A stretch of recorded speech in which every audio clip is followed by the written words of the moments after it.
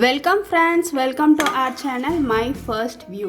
இன்னைக்கு நம்ம டேஸ்டியான நாட்டு கோழி பெப்பர் கிரேவி எப்படி பண்றதுன்னு பார்க்கலாம் ஃப்ரெண்ட்ஸ். நம்மளோட ஸ்டைல்ல வீடியோவை ஸ்கிப் பண்ணாம பாத்தீங்கன்னா மட்டும்தான் நம்ம செய்தது போலவே டேஸ்டியான கிரேவி உங்க வீட்லயே செய்து அசத்த முடியும். வாங்க ஃப்ரெண்ட்ஸ் வீடியோக்குள்ள போகலாம்.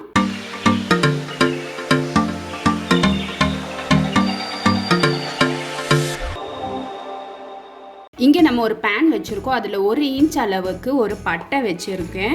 அடுத்ததாக ஒரு 3 கிராம்பு, 1 டேபிள் ஸ்பூன் அளவுக்கு குருமிளகு எடுத்திருக்கேன். அடுத்ததாக நான் இங்கே சீரகம் பார்த்தீங்கன்னா 1 டீஸ்பூன் அளவுக்கு சேர்க்குறேன். சோம்பு ஒரு 1/2 டீஸ்பூன் அளவுக்கு சேர்க்குறேன். வரமல்லி ஒரு 2 டேபிள் ஸ்பூன் அளவுக்கு நான் இங்கே சேர்க்குறேங்க.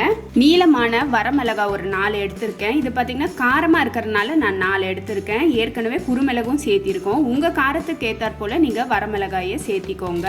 1 ஸ்பூன் அளவுக்கு நான் இங்கே பச்சரிசி சேர்க்குறேங்க. இப்போ இது எல்லாத்தையும் நம்ம வறுத்துக்கலாம். ஸ்லோ ஃப்ளேமில் வச்சே வறுத்துக்கலாங்க. ஃப்ளேமை ஹை பண்ணிட வேண்டாம்.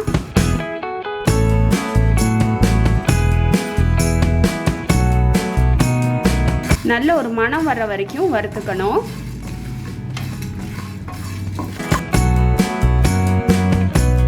கூடவே கல் பாசி பூ ஒன்று சேர்த்திக்கிறேங்க. இப்போ பார்த்தீங்கன்னா நல்ல ஒரு மனம் வர ஆரம்பிக்குது. ஓவராக ரோஸ்ட் பண்ணிட்டோன்னா கசக்க ஆரம்பிச்சிடும். அதனால தான் நான் சொன்னது ஸ்லோ ஃப்ளேமில் வச்சு வறுக்கணும் அப்படின்னு. இதோட ஒரு 5-6 பல் அளவுக்கு பூண்டும் 1 இன்ச் அளவுக்கு இஞ்சியும் சேர்த்திடலாங்க. சின்ன வெங்காயம் பார்த்தீங்கன்னா 1 கைப்பிடி அளவுக்கு நான் இதில் சேர்க்குறேன். இப்போ இதோட 1 டீஸ்பூன் அளவுக்கு மட்டும் நான் இங்கே எண்ணெய் சேர்த்திக்கிறேங்க. சேர்த்தி இதையும் சேர்த்தி வறுத்து விட்டுறலாம். நீங்கள் இஞ்சி பூண்டு தனியாக பேஸ்ட்டாக சேர்க்குறதா இருந்தாலும் சேர்த்திக்கலாம், தப்பில்லை. நான் இதோட வதக்கி சேர்க்குறேன், அவ்வளோதான் வித்தியாசம். இப்போ நம்ம ஃப்ளேமை ஆஃப் பண்ணிவிட்டு ஒரு 2 ஈர்க்கு அளவுக்கு கருவேப்பிலையும் சேர்த்தி அந்த சூட்லேயே வதங்கினா போதுங்க. இப்போ இதை தண்ணி தெளித்து நல்ல ஒரு பேஸ்ட்டாக அரைச்சி எடுத்துக்கலாம். இங்கே நம்ம ஒரு ப்ரெஷர் பேன் வச்சுருக்கோங்க. இதில் ஒரு 2 டேபிள் ஸ்பூன் அளவுக்கு நான் இங்கே எண்ணெய் சேர்த்திக்கிறேன். எண்ணெய் சூடானதும் கடுகு பொரிய ஆரம்பிக்கும் போது ஒரு 1/4 டீஸ்பூன் அளவுக்கு இதோட சோம்பு சேர்த்திடுறேங்க.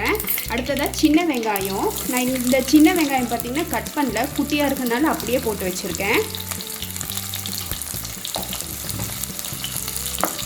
இப்போ இந்த வெங்காயத்தை நல்லா வதக்கி விட்டுறலாங்க. இப்போ இதோட நல்லா கழுவி க்ளீன் பண்ணி வச்சுருக்கேன் நாட்டுக்கோழியை சேர்க்குறேன். நான் இங்கே ஒரு 1/2 கிலோ அளவுக்கு நாட்டுக்கோழி சேர்க்குறேங்க. இது பார்த்திங்கன்னா பண்ண நாட்டுக்கோழி இல்லை, ஒரிஜினல் நாட்டுக்கோழி தான். அதனால் இது வேகிறதுக்கு கொஞ்சம் டைம் பிடிக்கும். ஸோ இந்த கோழியை நல்லா எண்ணெயில் பரட்டி கொடுக்கலாங்க. பொதுவாக நான் எப்போவுமே ஓப்பன் குக் தான் பண்ணுவேன். ஆனால் இது பண்ண நாட்டுக்கோழி இல்லை, இது ஒரிஜினல் நாட்டுக்கோழிங்கிறனால இதுக்கு கொஞ்சம் வேகாத டைம் அதிகமாக பிடிக்கும். அதனால தான் நம்ம இங்கே ப்ரெஷர் பேன் யூஸ் பண்ணியிருக்கோம்.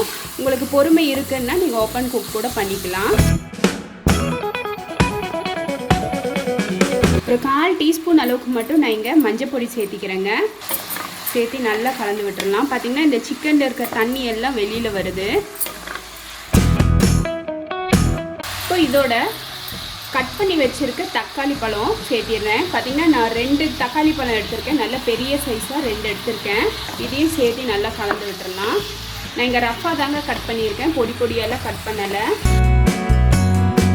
கையோட நம்ம வறுத்து அரைச்ச இந்த மசாலாவையும் சேர்த்திடலாங்க.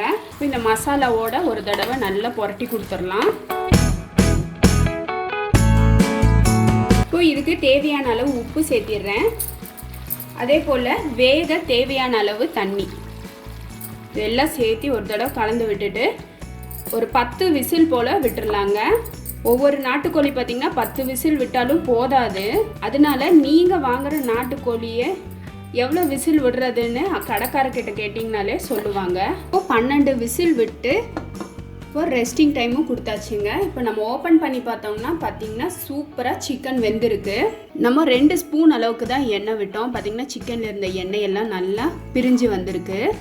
இதை இப்படியே நம்ம சாதத்தோடையோ இட்லி தோசையோடையோ சேர்த்து சாப்பிட்றதா இருந்தால் சாப்பிட்டுக்கலாம். இல்லை இனி கொஞ்சம் சுண்ட வச்சோன்னா செமி கிரேவியாக பண்ணி கூட சாப்பிட்லாங்க. சப்பாத்திக்கு ரொம்ப நல்லா இருக்கும்.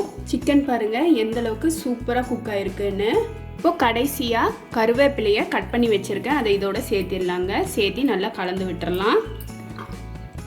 அவ்வளோதாங்க, டேஸ்டியான சூப்பரான நாட்டுக்கோழி பெப்பர் கிரேவி ரெடி ஆயிடுச்சு.